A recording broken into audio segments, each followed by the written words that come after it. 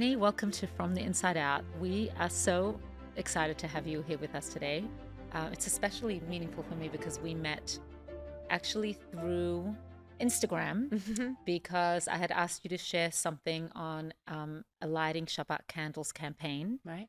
That was in honor of the Lubavitcher Rebbe who launched it many years ago. That's right. And you straight away said, yes, I'll share it. You were so warm and inviting and happy to do so, which I found so endearing, and because not every influencer is like that. So it was very special to see your humility and your openness. Of course. And then you saw that I was a matchmaker, and Hashem blessed me to bring you a wonderful man into your life. Yes. I feel so touched to be a vessel to be able to bring you joy. I know. You worked your magic. You guys, you're both amazing. I'm so happy to be here. Thank you for having me. It's Hashem's blessing. Always. And when I told my podcast partner Eda about you, she said, yes, we want Brittney on here on the podcast. So we're so happy to have you here. Thank you so much for having me. And we would love for you to open up and share with us a little bit about your journey, because as we know, and you've had many seasons and you can share some of them with us, that life happens in seasons. And we would love for you to show us a few key experiences that have shaped who you are right now today. Well, I think first and foremost, the reason why I am who I am today is because of my early education and Judaism from the time I was born. So that has really helped shape and make certain decisions in my life. I always go back to the Rebbe's teachings, and even in my secular moments of, college, having some wild times and not maybe lighting Shabbos candles every Friday or, dating a non-Jewish man, I always end up going back to the way that I was raised. And so I'm forever grateful, and I hold that so near and dear to me. Going to a Lubavitch Hebrew Academy really helped shape who I am today, and why in so many ways I use my platform now to speak out against antisemitism and pro-Zionism and really a lot of the misinformation that's out there with Israel. Where was it? Do you want to share with everybody, where was it that you grew up? Sure, yeah. So, I was born and raised in Palm Springs, California, and then I spent the majority of my time in Los Angeles, California. So born and raised in Southern California, West Coast girl, and belonged to the Chabad there. My mother is Moroccan Jewish. My father is not Jewish. For whatever reason, they mutually decided to raise me modern Orthodox. And I feel so blessed that they did. Naturally, as I started to get older and when they divorced after my bat mitzvah, some of the traditions and the way of the household is kind of could fall apart. And in our case, it did. And so I kind of started to become less observant naturally. It happens sometimes, unfortunately, which I don't think it's necessarily a bad thing, but that led me to pursue my goal, which was to be a TV journalist and to be on the news. And I think, had that not happened, perhaps maybe I would have gone down the road of marrying a rabbi. I don't know. Either way, it would have been good, but here I am today. I want to just give out a shout out to my niece, Shane D. Friedman Denenbaum, because that's who I grew up with, or the Denenbaims. Yeah, Rabbi Denenbaum and Sussy Denenbaum, they were, they are still like a second family to me.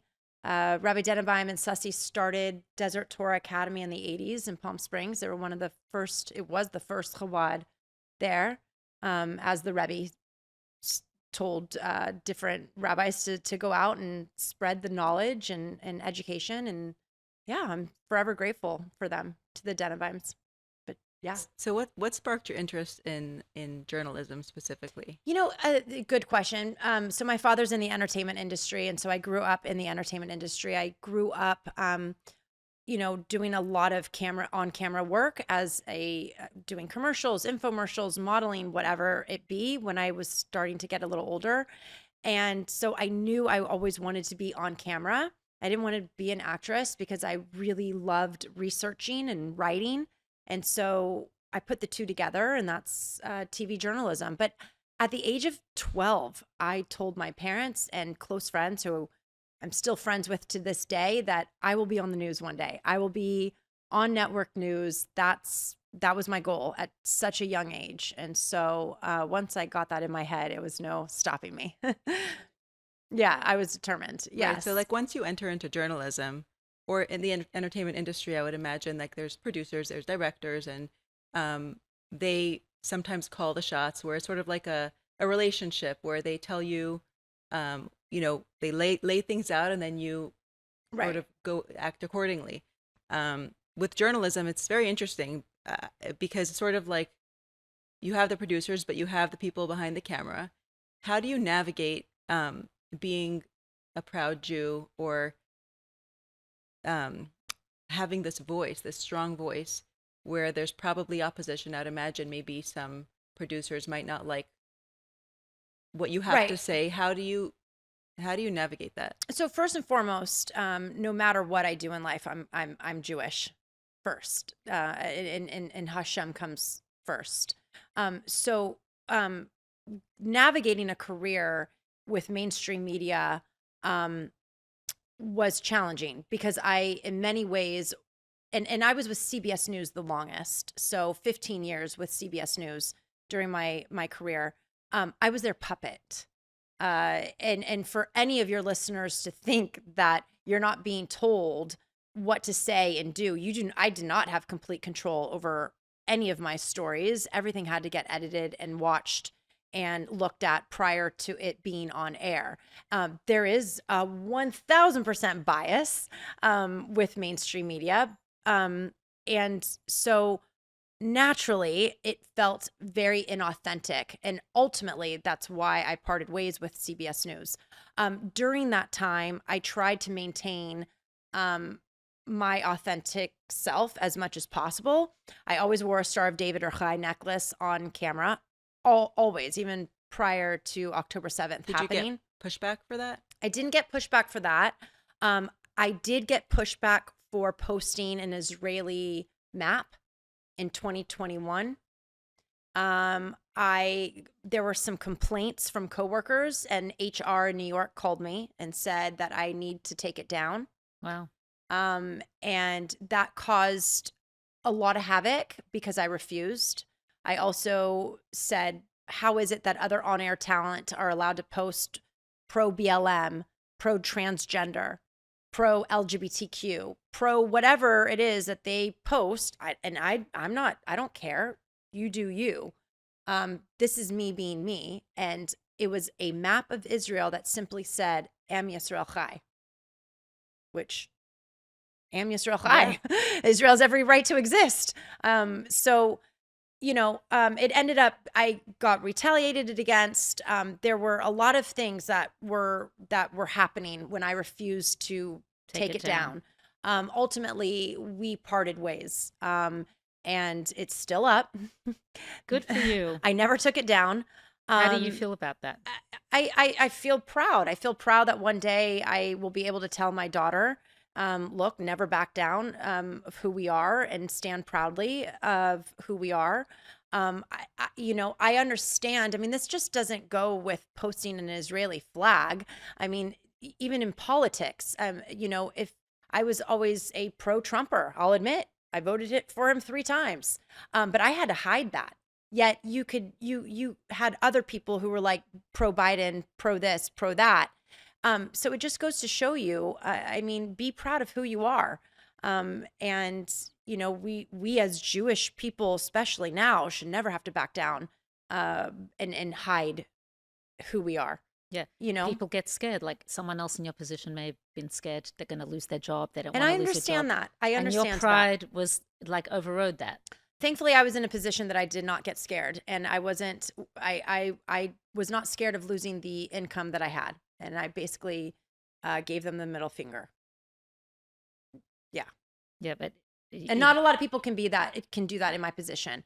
So something needs to kind of but I guess feel that when fold a bit, because a lot of I know personally, I know people who are on Good Morning America, the Today Show, and I know how they feel about Israel. I know how they feel And they don't, politically, and they and don't say it. they can't. They can't. And they're making seven figures, and they are providing food on the table for their kids. So I understand their position. I just think that for viewers, if you're watching the news, know that it is skewed. It is. And look, now I'm on Fox News, and now I have the freedom to speak freely, way more authentically. That's me. That and who I am. And I love that they give me that platform to be able to speak out about anti-Semitism, Zionism, and this woke culture that I disagree with. I'm able to say how I feel about the liberal ways, which I was not able to speak like that on CBS News. Right, but people who are making bigger figures, I mean, I just believe that ultimately, if you're doing the right thing and you're speaking authentically, maybe it'll take a bit of time. You don't know when Hashem's going to provide that. Yeah. But when you're doing things in line with how you really feel, Hashem provides, like no matter what, you're going to get the amount that you should be getting. And so this goes back to the way that I grew up and how I grew up always kind of shapes, even when bad things happen, negative things happen, I always think Hashem has me. Always. Hashem has my back. And at times I've questioned, why is this happening? When I suffered 3 miscarriages, of course, prior to having my miracle baby, of course, I'm like, the first one, okay. The second, the third, really? Really? Come on. So of course people are going to have those moments in their lives where we may question, but I do ultimately always go back to Hashem has my back and will guide me. And ultimately, like you're saying, if I stay true to who I am, stay true to being kind, no matter what, stay true to doing daily mitzvahs and just be a good person, ultimately goodness will come. But I think when we navigate certain negative things that come up or bumps in the road, so to speak, I think it's all just learning lessons of how we react to those life lessons. When you posted that picture, were you surprised at the outcome, about the comments? Like, did you feel like, oh, I'm just posting this and I don't know that much is going to happen? Or did you expect that to happen? No, I don't think I realized how much hatred there was out there against Jewish people and Israel. And mind you, this was prior to this particular war. So I was shocked. Anytime that there was some major breaking news that happened, like the synagogue shooting in Pennsylvania, right? Or Pittsburgh, like anytime the Tree of Life shooting or anything that would come up like that, I was always put on and covered it. And it would hit home, but nothing like this, where I'm being told to take down the map of Israel. And I actually had complaints from coworkers calling HR. I mean, that's like, I couldn't even imagine doing that to my coworkers. I don't want to see, whatever pro stuff that they're speaking out about, but I staying in my own lane. Okay. If they want to speak about that, that's them, that's their prerogative.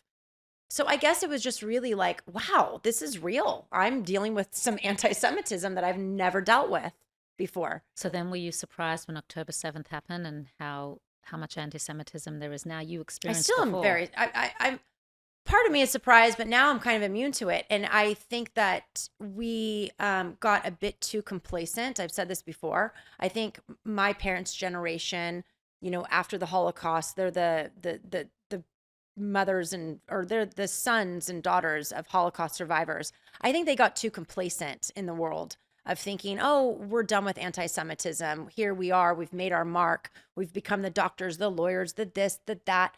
And I think the silver lining of October 7th is that it has really shaken all of us to be like, whoa. Oh, no. It is real. And another Holocaust, God forbid, could happen again if we allow it. So I think that what we're seeing now is... Do you know that the Rebbe said that? Someone asked him, could there be... No. Someone went by dollars and asked him, could there be another Holocaust? And he said, tomorrow. Right. Well, yeah.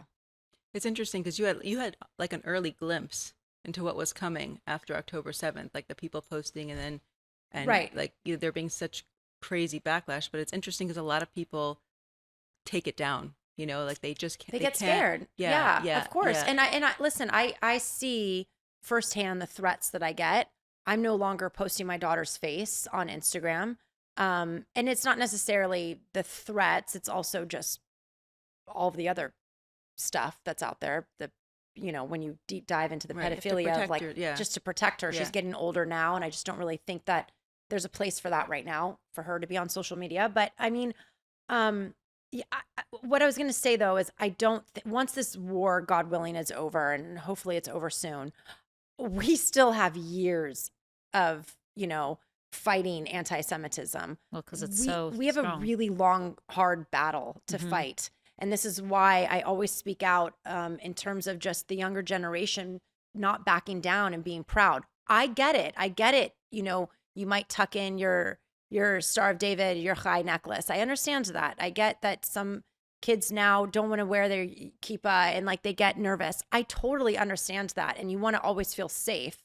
But hopefully that pride in them, that they don't lose that. And I feel like it's our responsibility, our generation, to really encourage the younger generation to marry Jewish, to continue your Jewish education, to, continue the traditions. Maybe that means getting more observant. Maybe that means relearning or learning more about becoming more observant and lighting Shabbos candles every Friday night, or keeping Shabbos, or whatever it may be. Learning more about Judaism. October 7th has done that for many. I think have so. many singles who are dating non-Jews who now want to marry someone Jewish. Right. It definitely, Thank God. Good. the anti-Semitism We need some more is Jewish more, babies. the anti-Semitism is more prevalent, but the soul has shined through from many, many Jewish people. Well, and I think that every Jewish person's soul, that's the gift that we are given by Hashem. And I think that that's why we are called the chosen people. And I know that that's a very controversial way of thinking, but sorry, we are. We and have so been chosen. We have been it's coming chosen, up. and it's a huge responsibility on one hand, but we need to maintain that light and maintain that good soul of And be proud of it. and be proud. Absolutely. It's a responsibility that was given to us, but we need to real maintain proud that. reflects in the outside, because you were saying you understand that they're not wearing their kippah or Yeah. but if you are truly proud, you will. Yeah, I agree. I Yeah. agree, but I also want everyone to be safe, because I right. get asked that a lot. Aren't you afraid that you might get something, God forbid, will happen to you? And sure, but I mean, listen, I could, God forbid, get into a car accident, and I'd rather be a proud Jew getting into that car accident than not. Right. If that's a Right. weird analogy, but Yeah. I mean, do you know what I mean? Yes, you mean like, that anything so can if God happen. forbid something's going to happen, wear that kippah on your head, or wear the tzitzis, or, Well, the wear kippah Chai represents necklace that Hashem is with you. with so you and Hashem- protecting you. Right, Yeah. right. So if anything, you have more of a protection. But, Yes. I understand that some people get a little nervous. You're saying you understand the human element of feeling afraid. Well, and I grew up with a very Moroccan, superstitious grandmother who would always tell me when I would travel, hide your Star of David, hide your necklace. So it's interesting. But now I'm like, give me a bigger Chai necklace. You got a big one. Yeah. And I wear it proudly on the news It's very now, on beautiful. Fox News. It's probably one of the number one things, questions I get or responses I get every time I'm on the news Where is did about you my get- Chai where did you necklace. get it? And wow, it's so big, from Israel. Oh, Yeah. in Yerushalayim? Someone sent it to me from Oh. a jewelry store in Israel.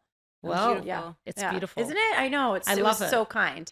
It Because I was looks- getting told you need something bigger when you're on the news. I'm like, you know what? I do. That's right. I speak about being proud and standing so proudly. I do need to be wearing something even bigger, because this it's tiny vintage Star of looking. I David love it. Wasn't cutting it. wasn't cutting it. It wasn't cutting it on the news. Yeah. Do you think that there's too much of a focus on fighting anti-Semitism and all of the negative things that are happening to Jews in the world, and not enough of a focus on things like all the great things that Jewish people are doing in the world, and Jewish pride and Yes, 1000%. I also think that we are using the word anti-Semitism a little too loosely. Everything is anti-Semitic now. Why not? Well, you start getting a Educate. complex. Why not educate people on all of the good things that we do for the world, you know, or even educate ourselves better of Judaism and relearning or learning more about the Torah and what we should and shouldn't do. I do think that it's a hard battle to fight. I mean, because on one hand, obviously we need to talk about it, but we can't be everything is anti-Semitic. Instead, you know, let's talk about all the good. Because truly that's what, I mean, I saw something, there was a game show like from the 50s or 60s, and the comedian, it was asked which country, by population, which country in the world has the most doctors. And the comedian was like, well, I'm just going to say Jews, because Jewish people tend to be the most they're the doctors. They save the lives. They're the ones that are coming up with, you know, the medications and the research to help people. And the host was like, ding, ding, ding, you're right. And so what country is that? And he said, Israel? And he's like, yes. So it's like more people need to see that side of us versus constantly fighting for survival as well. You know what I mean? It's like, instead of showing the darkness, it's showing the light. Correct. Yeah. Right. Has there been, well, I guess there has been. I was going to ask you, has there been a moment in your career where you felt like you needed to reinvent yourself? I guess it was leaving one station into the next. You know, when I left CBS News, I thought I was just done with news altogether, and I kind of was okay with that. I had taken a step back from my career anyway after my daughter was born, because the thing about the news is that it really is consuming. And once I had my daughter, like I said, I had a few miscarriages prior to her, so I didn't care taking a step back from financially, just everything. She became my priority and is my priority, and so it just wasn't. I didn't, you know, and then I went back to school to get my master's degree in 2022. So I just kind of refocused my career altogether and reinvented myself in a way of thinking I was just going to be off the news. Then when October 7th happened, different news stations started calling me to speak out, knowing, you know, I've always said proud Jewish Zionist as a TV journalist.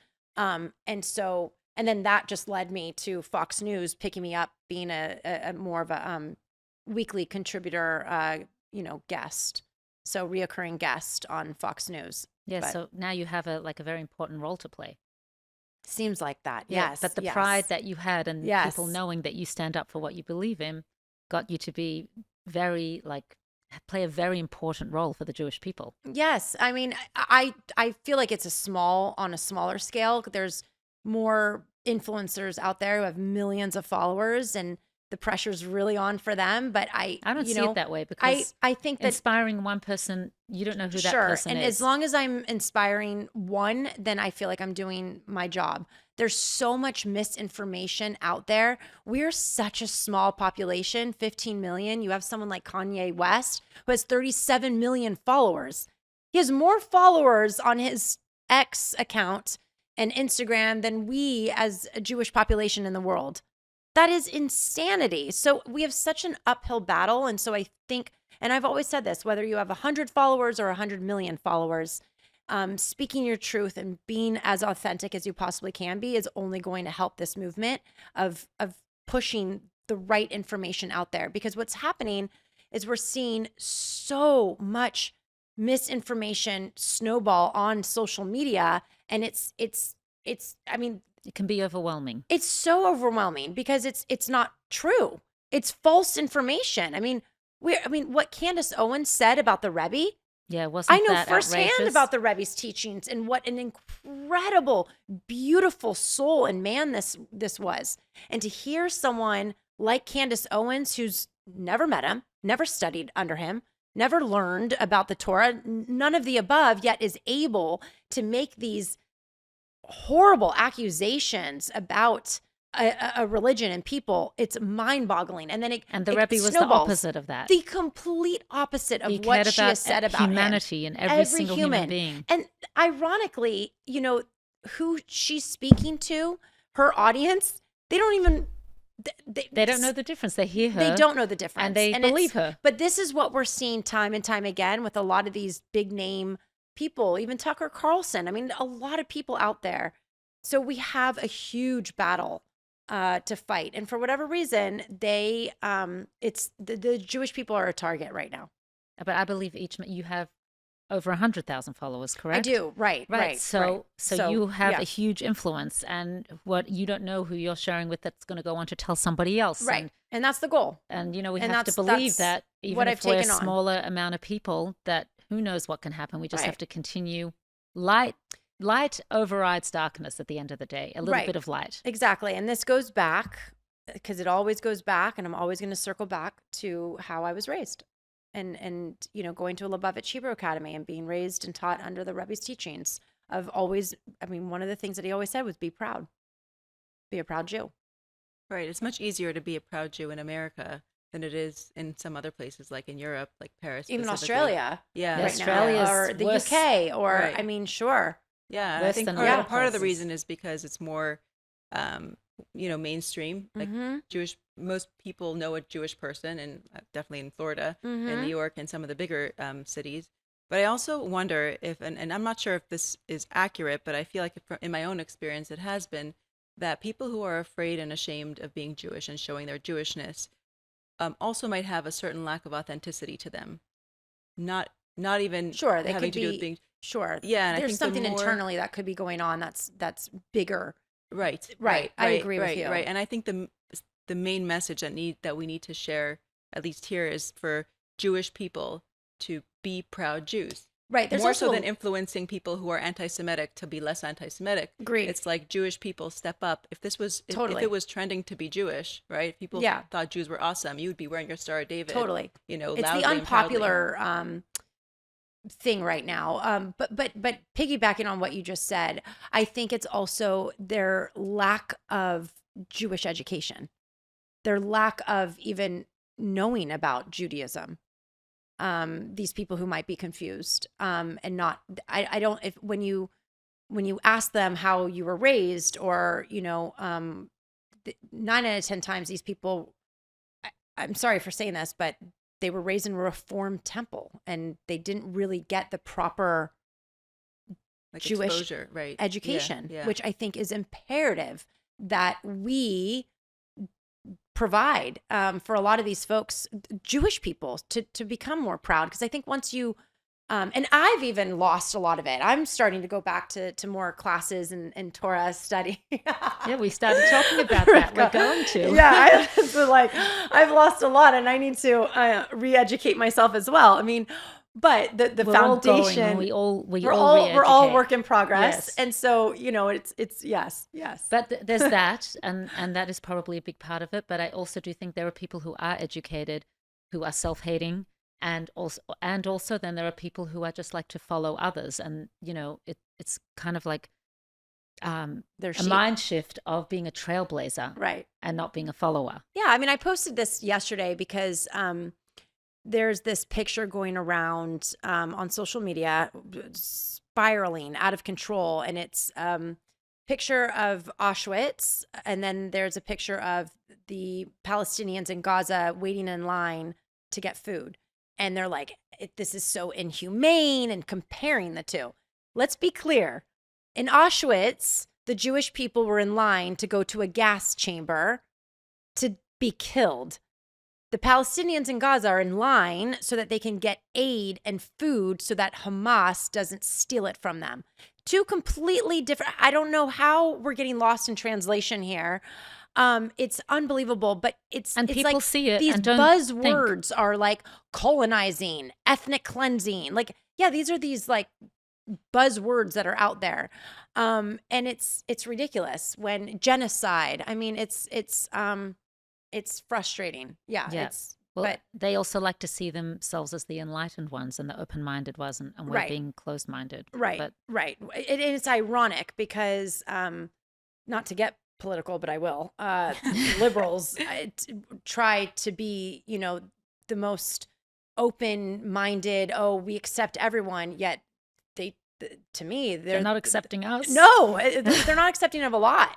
They're not accepting of traditional people, whether that's Christianity, Judaism, whatever it may be. They don't, so, but listen, history repeats itself. We have seen this before. We saw this in Iran. We've studied it, what happened in Iran, where they come together, they join forces to try and get, I don't know. It's just, yeah. But we have to re-educate people. Yeah. And it starts within us, Right. within our culture, and within our own Jewish people, first and foremost, I think. Yeah. I mean, it was a journey for me because I was raised by parents who grew up in communist Russia. So wow. being a Jew there, was a scary thing, like being an open Jew. Right. My grandfather was put in a Siberian gulag for being an observant Jew. So I grew up with that backdrop. Did you grow up Orthodox? Yeah, my parents are actually Chabad. They're shluchim. My Wow. dad's a rabbi, Cool. mom's Rebbitzin. Yeah. So I had like this For backdrop. Russian community. No Yeah. way. Yeah. So So they you were and My they always- were mom just won an award. What award did your mother just win? for outstanding service to the Commonwealth in That's Canada. incredible. Yeah. It was a She's huge the most Kiddush humble Hashem. woman. Like that's what I feel like we need more of. Like this woman being, standing in front of a crowd of hundreds of people, a Jewish Orthodox woman being honored for Right. her contributions, Right. not just to the Jewish Canadian society, to Canadian society as a whole. Wow. So it's like, but my parents were, my mom doesn't necessarily look Jewish, nor does my dad, but my dad wore like a hat and jacket. So Mhm. because of that, he did. But very often, like my dad would wear a casquette and I would only walk with him if he was in a casquette and not in like one of those Chabad hats. Because Yeah. I was nervous. Like I wanted to fit in. I didn't want to be excluded. I didn't want to feel like right. an outcast or a pariah, and this feeling of wanting to belong was very strong for me, stronger than my Jewishness, like Mm-hmm. being proud to be a Jew. Mm-hmm. And that was a struggle. And I think over time, as I became more authentic as a person, I think naturally becoming a proud Jew became part of that. And Sure. and obviously That being makes raised in a sense. Chabad world helped. I feel like a lot of proud Jews had some exposure to the Rebbe's teachings. There's like something about that just makes you proud, But not everyone was gifted Right. to be taught under the Rebbe's teachings. Right. There's a lot of Jewish people out there that are getting a different type of education. That in I don't really enjoy a Reform temple. I've gone, and I remember my ex-husband and I, we went to one in Los Angeles, and they started playing the harp on Yom Kippur, and I looked at him and I was like, I have to get out of here. Like, this is like so weird to me. So I think that inauthenticity, happens as you mature, as you become a parent, as you get married, like all these different life events, sure. But if you don't have that foundation, I think this Right. is why it's crucial for younger Jewish couples, God willing, when they get married and have their kids, go to Chabad education. And Chabad is everywhere in the world. everywhere. Or at best, go to a more modern Orthodox school where they're going to be taught the right way. But just to put it out there, I meet people who, I just met a lovely woman recently who only just found Chabad at the age of 40, even her Judaism through Chabad. And she's like, I'm so sad that I didn't grow up with it. Yeah. But I said to her, Hashem presented this to you Mhm. now. And so Still the has point is time. that it's never too late. Right. You can be presented it with it now because truth is truth and you'll Yeah. connect to it right away. And I will say, what Chabad gives to people is, first of all, they don't judge no matter your observance level.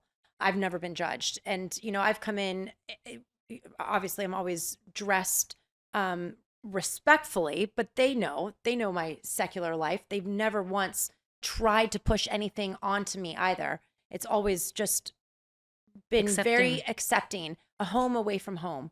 And I think that the best way I can describe it is Chabad gives you peace. And who doesn't want peace in their lives? I think we're all in search of that. Unless you are addicted to chaos, then I would suggest getting a good therapist and figuring that out. It's the peace of heart and mind knowing that you're connected to Hashem and he loves you. Right. Exactly. And everything's going to be okay. God I willing. think it's so incredible that you went back to school and became a therapist. Was You it a guys have therapist? something in common. She also did. Yes. I mean, did. so the difficulty. I mean, Yeah, it was yeah. tough. I wanted to throw in the towel. I can't tell you how many times during the 2.5 years I was getting my master's degree. It was really difficult, later going back to school later in life. And What can you share with a everyone mother, what made you decide to do that? a few things. But because I had been through a divorce myself and navigating this relationship that was imperative to me, that if we were going to, we call it consciously uncouple, then we would that's from Gwyneth Paltrow. And we really adopted that, and we really made sure that we would always maintain a happy, healthy friendship so that we could co-parent beautifully. And we've done that. And so for me, I felt like it was my calling to help others, if I could, navigate their divorce process, to mediate their co-parenting. It doesn't need to be ugly, but it seems to always be ugly for some reason. It's like you share a child or children together. They should be the priority, and they 1000% know if you're not getting along. 1000%. You cannot tell me that they don't. And I think they are much healthier, obviously, if you can stay married, stay married. But if you can't, then the next best thing is to stay friends and to be able to still do things as a modern family. Go to their events together and sit next to one another. They see all of that. Yeah. At the end of the day, I do think that, should you stay married just for the sake of children? No, I don't. I don't think that anymore. I think that is so backwards. I think that it causes more trauma to a child and children if they're in a house where there is constant fighting. And, work on yourselves first before you have children. And, that's yeah. So what advice would you give? I just want to know, is that what you plan on doing with your degree, to help couples navigate? I plan to do that part-time, a couple days a week, and take on some clients. Yes. And then while amazing. Also maintaining I don't a night even know a if week. there's therapists. Is that a unique role? Because so I will be working. I actually start next week at a clinic. I will be taking on couples who, whatever phase they're in, their marriage, whether that's just checking in, whether that's they are headed for divorce, or whether we are going to get a divorce and we need some mediation of how to navigate this next phase.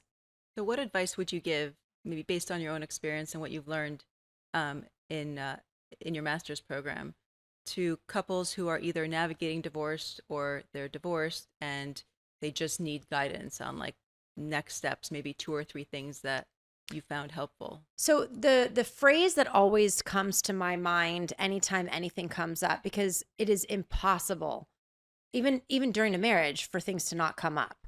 But the phrase that was given to me by someone I really look up to, that I'm going to give to you guys, to your listeners, is keep the peace. And so by keeping the peace, it's like, do I really need to fight with him about do I really need to ask for more money? Can we just settle? Do I really need to fight with him about custody? You knew what you're going to get into. You knew that you're going to have to share custody if you're going to get a divorce, if you're already there. Do I really need to fight with him about this and that? And I mean, every little thing. I mean, listen, this is advice too, even in your own marriage. Like, choose your battles. So it goes even post marriage if you're getting a divorce.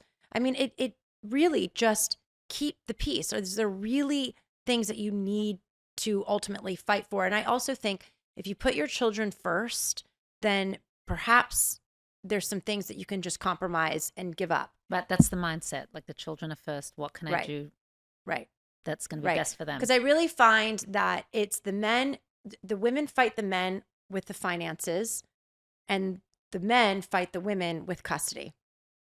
That's what I've seen a lot of. So the men know to trigger the women by getting them with custody.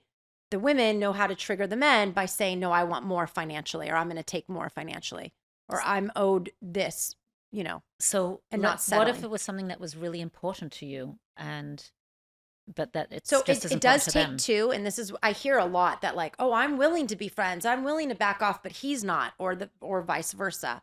And I think then sitting down together and really showing up for your children in terms of figuring it out, of getting on the same page, is imperative.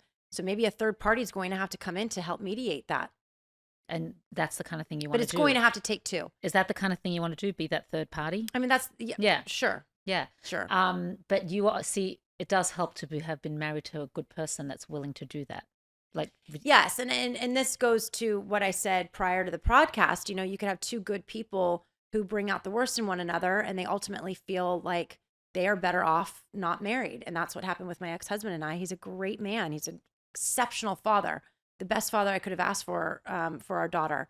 But we were not good married to one another. And I think that was a huge learning lesson on both of our parts of, God willing, when I get married again and he just got remarried, making sure that you're compatible with that person. do you go to therapy? Because we knew before getting married we weren't compatible. And Oh. I think that So that's how the come you biggest, got married? because I think that when you're young and in love and you're passionate and the chemistry's there, I think that for me at least, I think, oh, I can change him. And I think he probably thought, oh, I can change her, these different things. And this is why it's imperative to talk about your finances prior to getting married. It's imperative to talk about what role you're expecting your husband to take on and you're expecting your wife to take on and what role you want to take on. Discuss these things. Look, you know what? I don't think I want to work when I'm married. When we get married, I don't want to be a working mom. Okay. Sure, I'm okay with that. Or no, I'm not okay with that. Okay. Well, then that's a huge thing that you need to discuss prior to getting married, right? What each other's roles would be and what each other's expectations would be. You can't just go in it blindly. And we went in it blindly.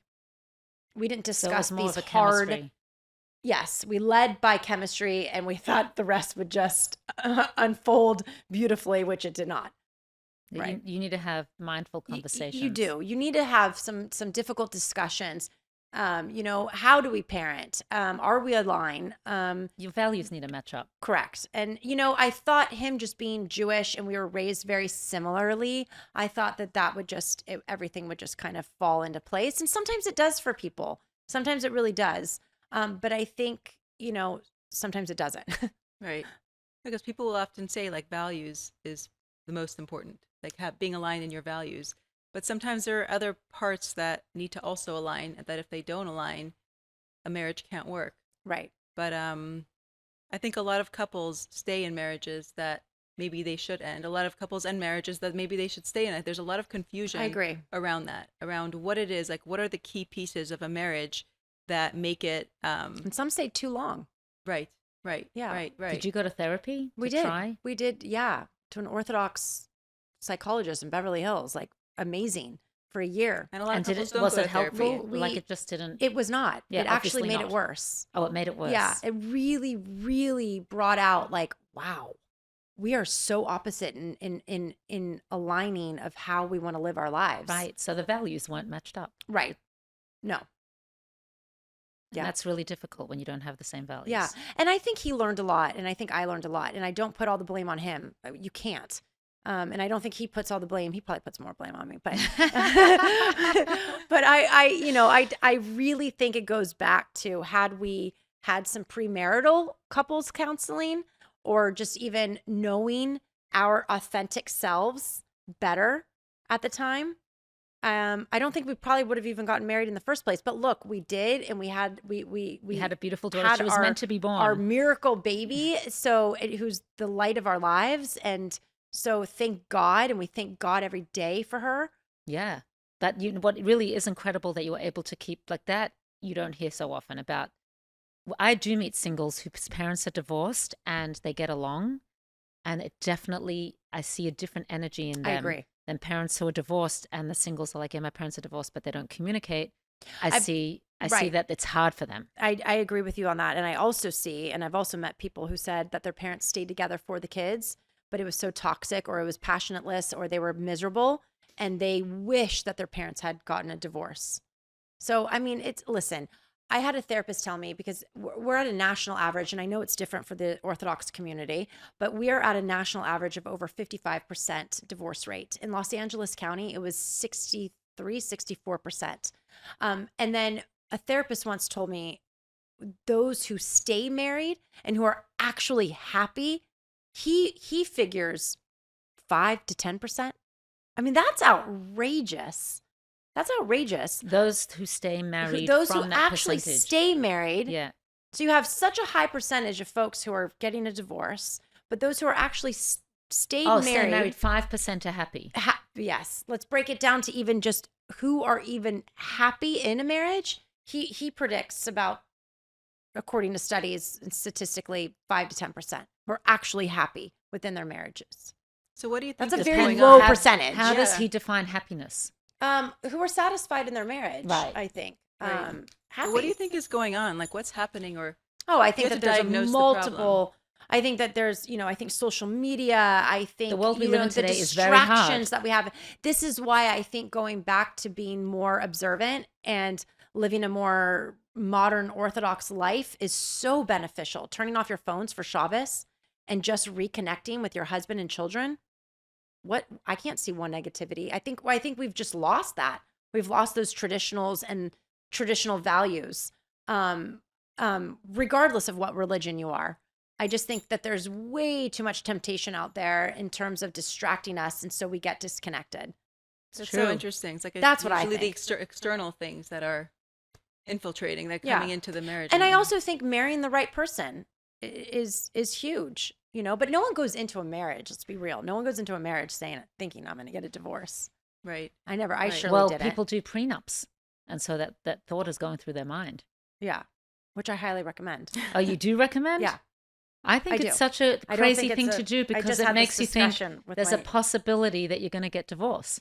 I don't look at it that way. I think nowadays you have to kind of, Well, you got divorced, so that's why you yeah, and feel. perhaps I feel like it's I don't look at it as a negativity. I don't think that it's I don't mind signing one. I just had this conversation. I don't know if Here we are. I don't know if I should say that, but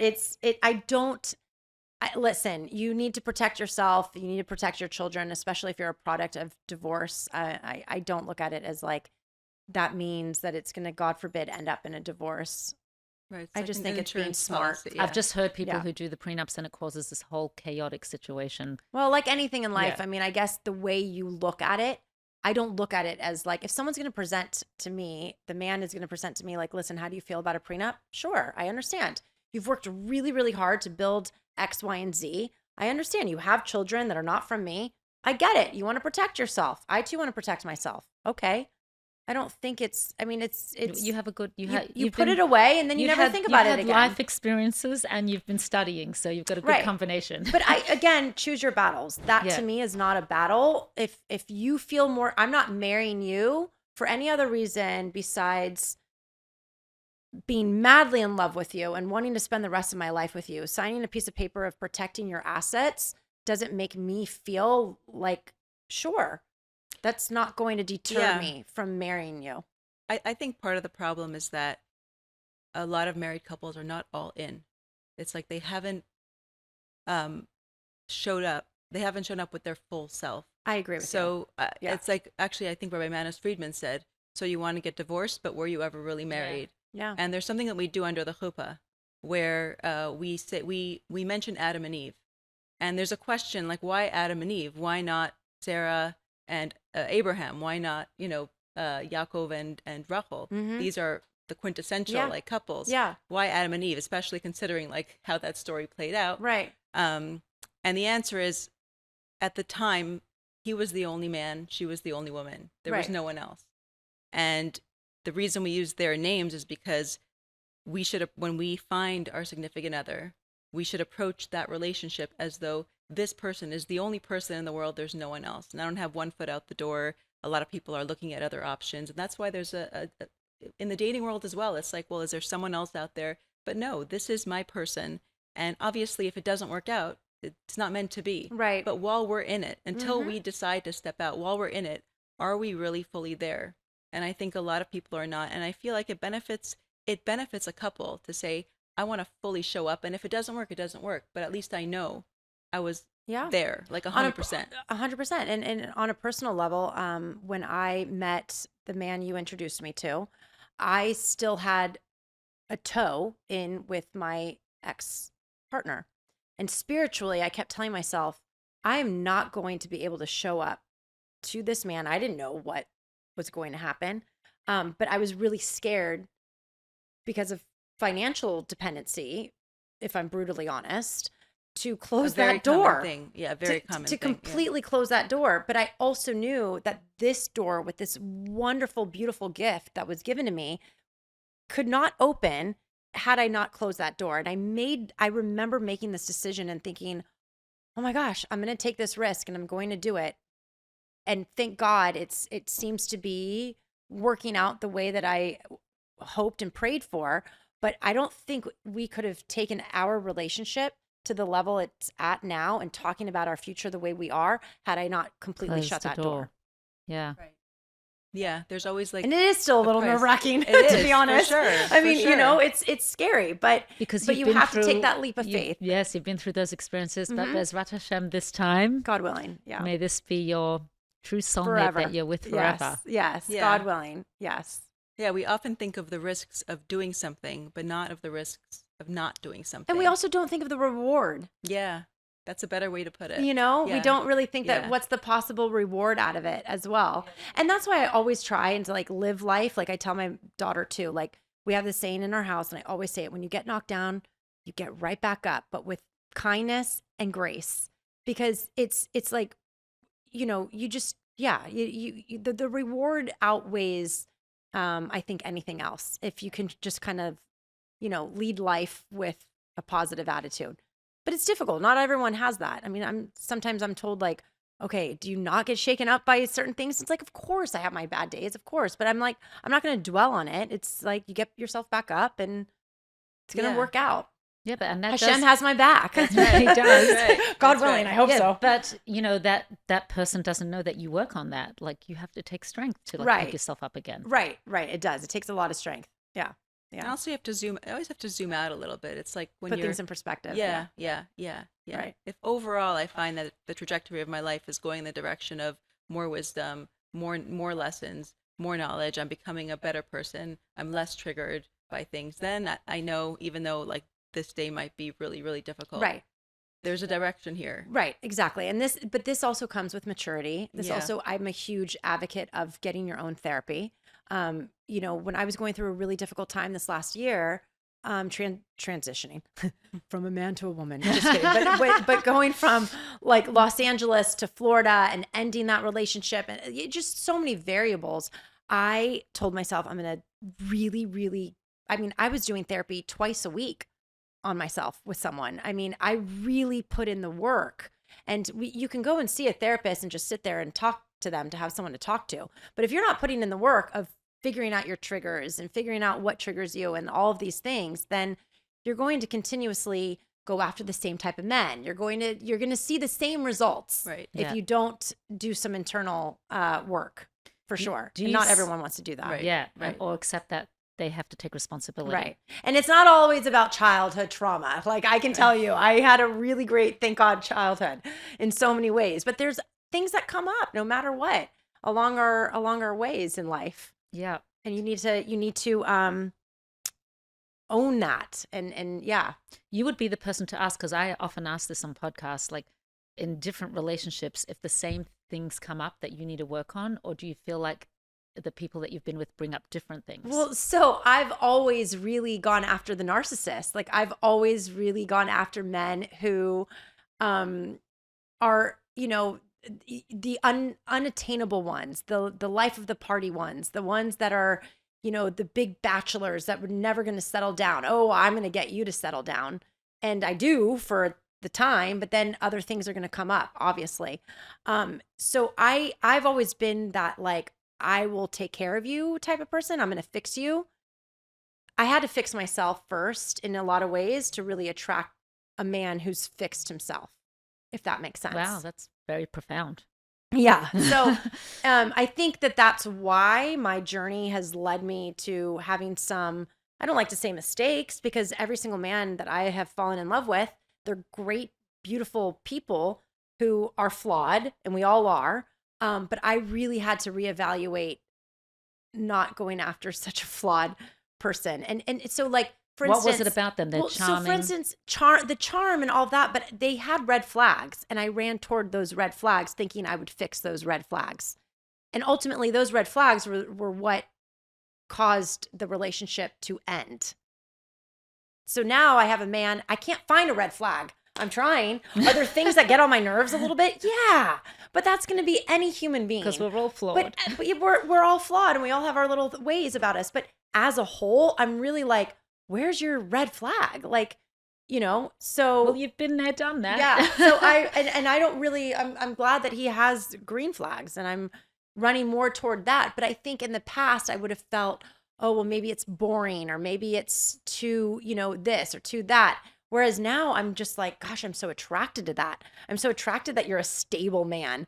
Like that, the stability is beyond attractive to me versus the instability and chaos I kind of thought was fun.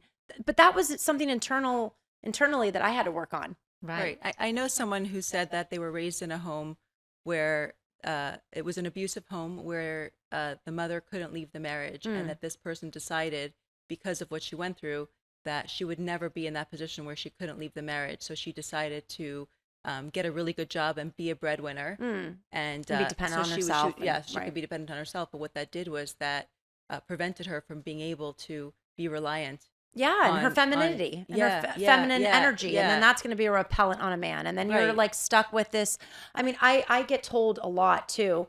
I have this single woman, not that I'm a matchmaker, but Doesn't matter, anyone can be a matchmaker. Right. If you know anyone, but I love it when a person is always like, she's this high powered attorney who's making 7 figures. And I'm like, that's really not that appealing to men. Like you still need to, we still need to work on our roles as well. Right. And I'm hugely about the femininity and the masculine roles. So how do you keep how have you kept your femininity and been in this? Because I have a little masculine damsel in role? distress in me too. You have a little? Oh yeah. Yeah. Yeah. And I'm okay with that.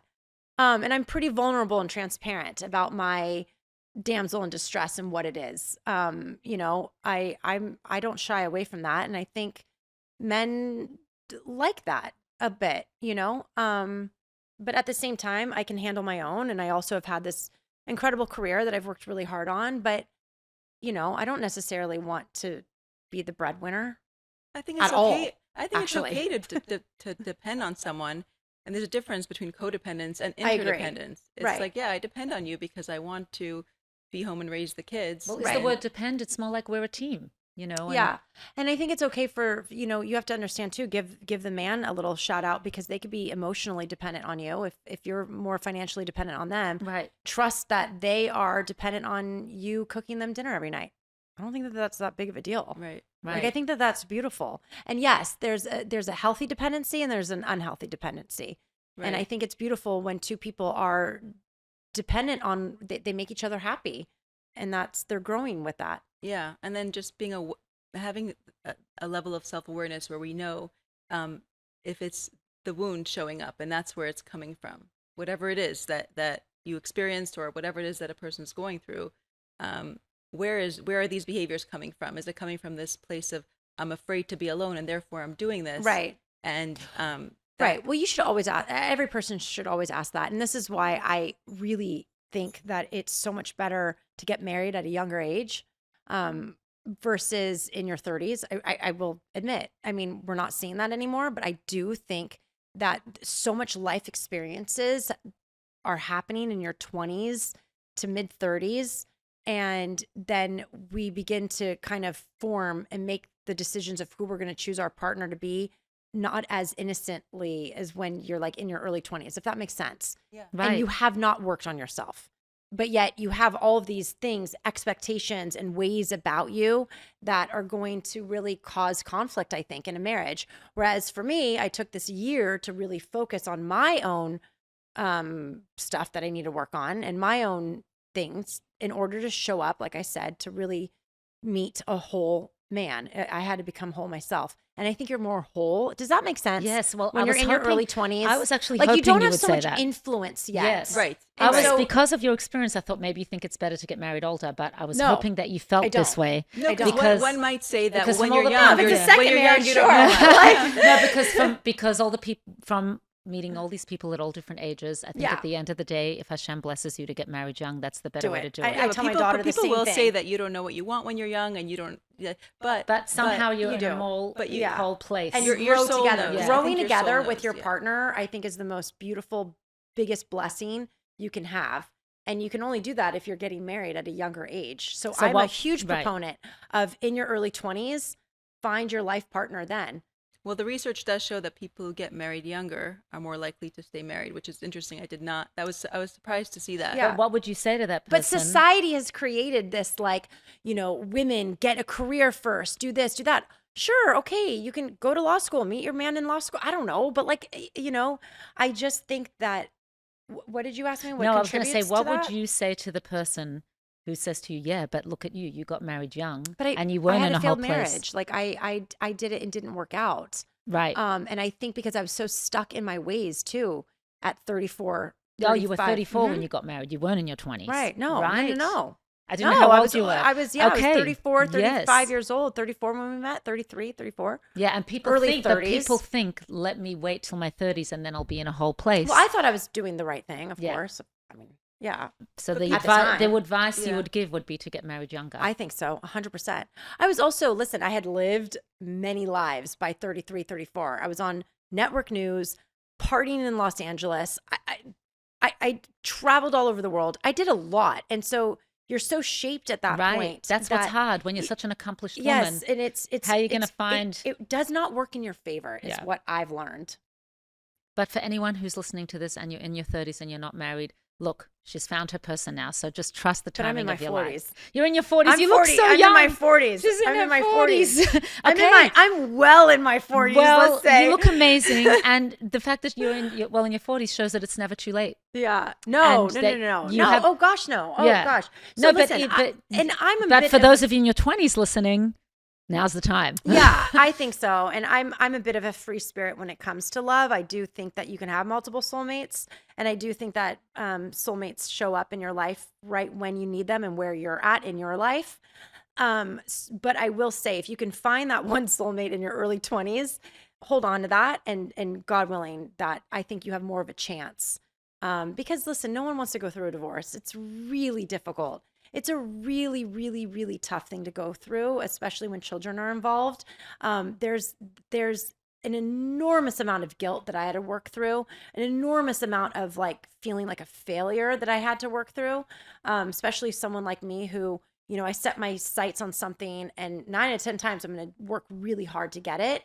And so when you have a setback like that, for me, I took it so personally that I had to really Did you work have on. regret that you I never chose- regretted, but I never regretted. No. And I see us, thank God, having such a happy child. And I think because we both made that very difficult decision, had we stayed married, the fighting wasn't going to stop. We're at each other's throats a lot of times. She didn't deserve to grow up in that toxic environment. You No. had said you didn't And, even know you you know, had the it's personality that interesting came out. Because a Yeah. child psychologist once said to me when my daughter was born, we were fighting so much that if you're even considering it, do it now, early on. Do it now, because I can guarantee you that having children grow up in an environment where there's so much hostility and anger and two miserable parents versus two happy parents, they're going to grow up being happier. Yeah, and I think I we would need to think let that's go true. of these Yeah. preconceived notions of what anything needs to be. So if you have somebody who's young and says, "I want to have my my whole path laid out there before I even think about marriage," there's no guarantee that you're going to have a successful career. Right. There's no guarantee that you're going to find your soulmate when you think you should. It's Right. like there's a There's no higher guarantees in power who's anything. running the show. Hashem is running the show. Hashem So- is running the show. So it's Yeah. like, and yeah, there might be a trade-off. You get married young, you might not have a thriving career. But Maybe you can might. have- We just interviewed. The point is we don't No, know. but I'm saying We you don't can, know. but Right. you can get married and have a career. So they That's the say in point. psychology, some of the healthiest people are those who can adapt well. And by adaptability, meaning that roll with the punches, exactly what you're saying, because we don't know and there's no guarantees. And I think that we get so fixated on, society painting this picture of what it should look like. And this goes back to what's popular right now. Society's saying Jews aren't. So we're going to, the following these trends or whatever, trad wife now is popular. So, accepting that being in the kitchen is okay. I mean, all of these little things and this goes back to just finding yourself, being authentic to yourself. And that comes with age. And that's why I think, growing with someone rather than growing and then finding someone is a little Yeah. better. Yeah. Yeah. With Better age, chances we Yeah. gain a lot of wisdom. Yeah. What As you get wisdom? older. I for like sure. that. Growing together instead of growing alone. And then, And then, yeah. Yeah. What can message take would that. I will take that. I'll write it down for you. You can use that. By Thank you. Rivkah. I'm going to write by Brittney Hopper. One of my, yeah. what message would you share with your younger self now, with all the wisdom you've gained in your So that's in your what's life? so beautiful about being a mom is that I feel like we get the chance. I mean, this is one of the reasons too why I went back to school to get my master's in this, is because it only helped me become a better mom. And she's my life. And so that was really the driving force. And every time I wanted to quit, I was like, I looked at her sleeping and at midnight writing a 30-page research paper. And I'm like, okay, I can't tell her I'm not, I quit. I don't want her to ever quit. But telling my younger self, I have these conversations a lot because I'm raising a daughter who, God willing, will grow up to be a strong, confident, proud Jewish woman and not make some of the mistakes that I made. I can't force her to marry young. I can't say marry that first man that you meet at sleepaway camp. No, I'm just kidding. I can't say be going to finance and be a private equity, like going, she's going to do what she wants to do, obviously. But But if she respects you, she's going to want your opinion. hopefully, God willing. But I think just the adaptability, like I said, because when I was younger, it was so like, it has to be this way or that way. And I really think that life is not black and white. And once you accept that there is some gray and there should be allowed some gray, I think that you can just, because things are going to come up. So I would tell my younger self, first and foremost, be kind in whatever you do and how you live your life. And well, first and foremost, Hashem. I mean, that goes back to that. But then, just be kind and just roll with the punches a little bit better. And yeah. Yeah. One of the things that Not like be to so think hard about on is, myself. I was so hard on Yeah, myself. Right. Yeah. I still can be hard on myself. And it's like, what is the point? Yeah. Right. It just Right. holds you back. And I think we all are, especially as women, especially as mothers. It's like, oh my gosh, did I do that the right way? We're so hard on ourselves. Like, ease up a little bit. Yeah. Yeah. Be a little kinder to ourselves. I keep saying be kind to others. Be kind to ourselves That's first. where it starts, Well, really. Yeah, really. V'ahavta l'orecha kamocha. True. It starts yes, with you. exactly what you just said. But you said you want your daughter to grow up like your aspiration is that she should be a strong woman. How would you define a strong woman? I mean, What does a strong woman mean to you? I think, being your true authentic self is being strong.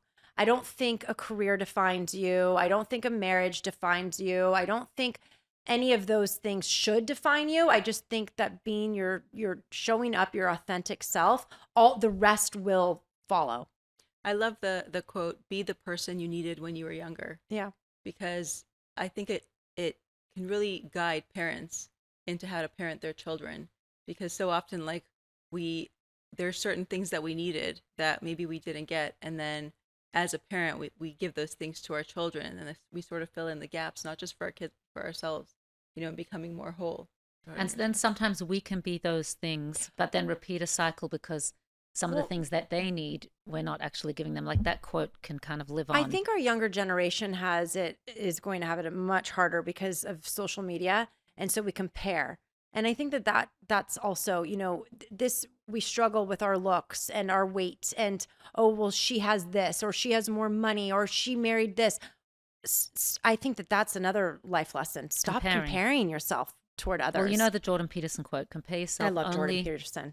We want to interview him if you know him. I don't. Yeah, I want to interview him too. all right. We'll see who gets him first and we'll share. We'll join. I want to meet him. He's just I know. brilliant, He's man. incredible. But he has that quote, compare yourself only to who you were yesterday, not to what someone else is today. Right. Yeah. Right. The other thing too is happiness begins with feeling grateful for all that you have. And this is why we say the morning bracha every morning and our Shema every night, thanking Hashem of our day and being grateful. Oh, you gave me another day to live. And so that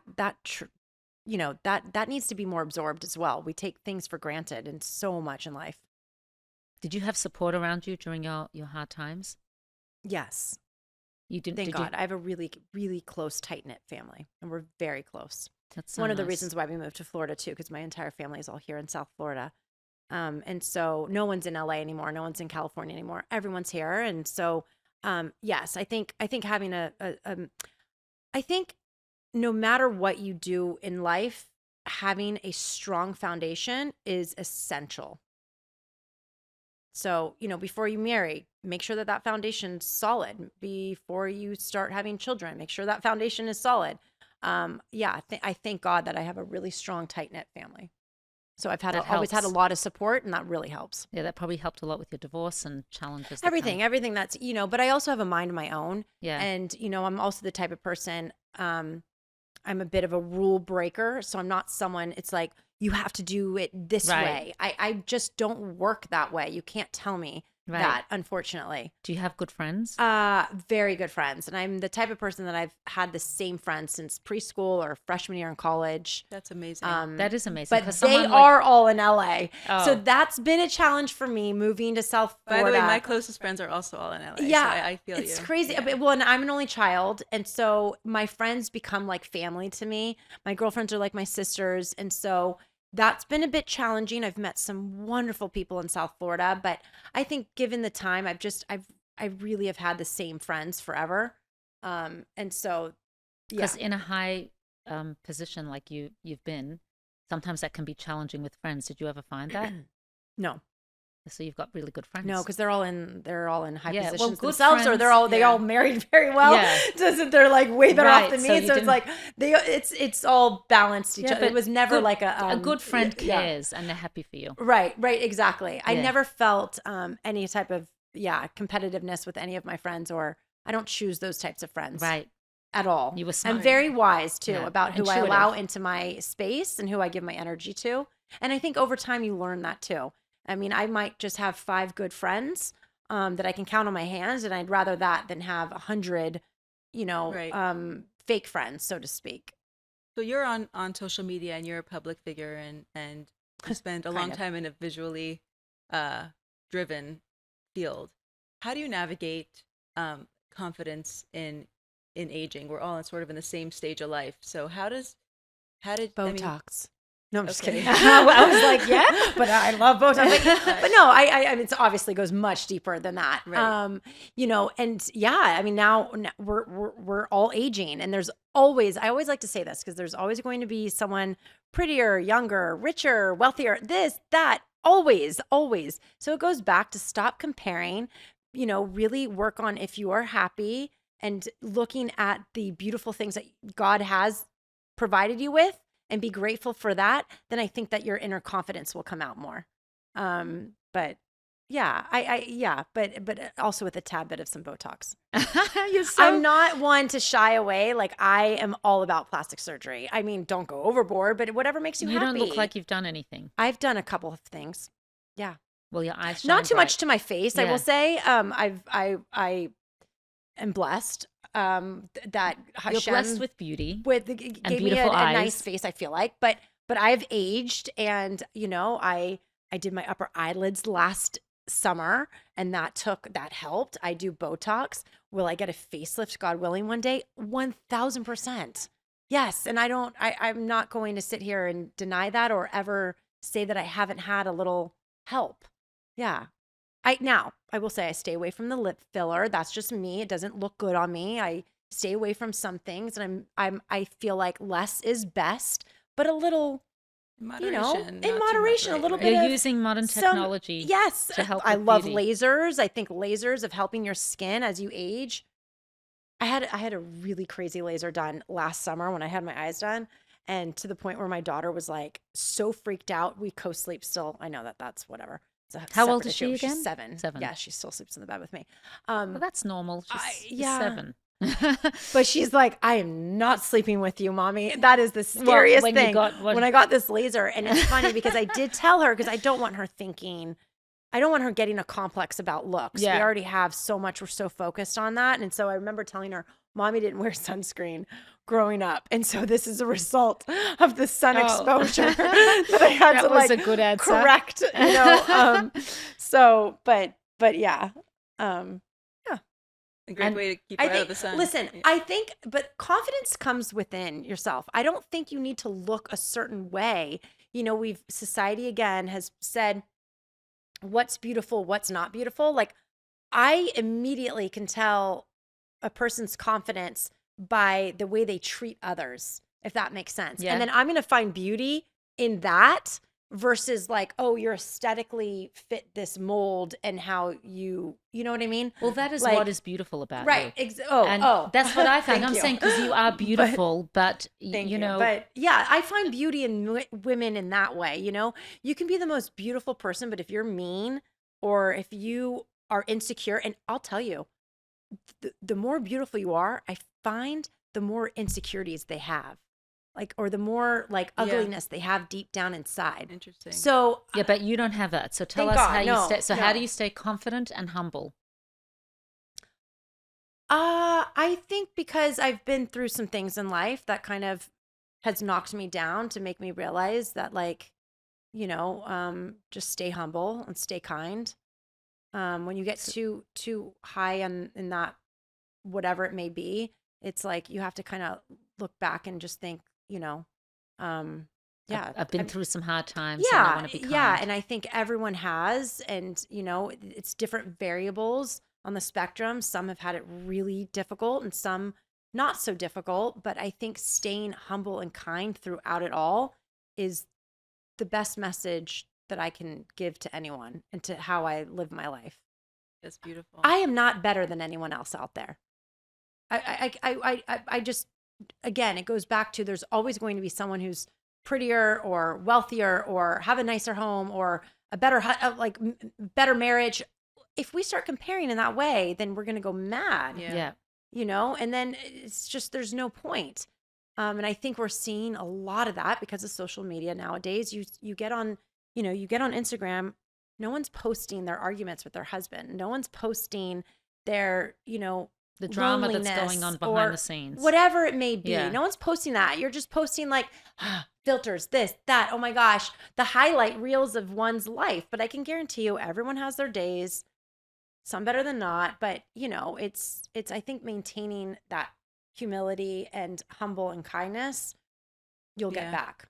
I think Brings out the beauty. I think being a brings out the therapist also gives you a lot of perspective because when you see Yes. clients who Totally. walk in and you're like, you're the quintessential perfect person, and then they start to share, it's just a reminder that no one's perfect. And we Right. make these assumptions based on like the little bit that we see of people's lives. And that makes us often go to this comparison place, which is so unhealthy. Totally. And it's like, don't compare.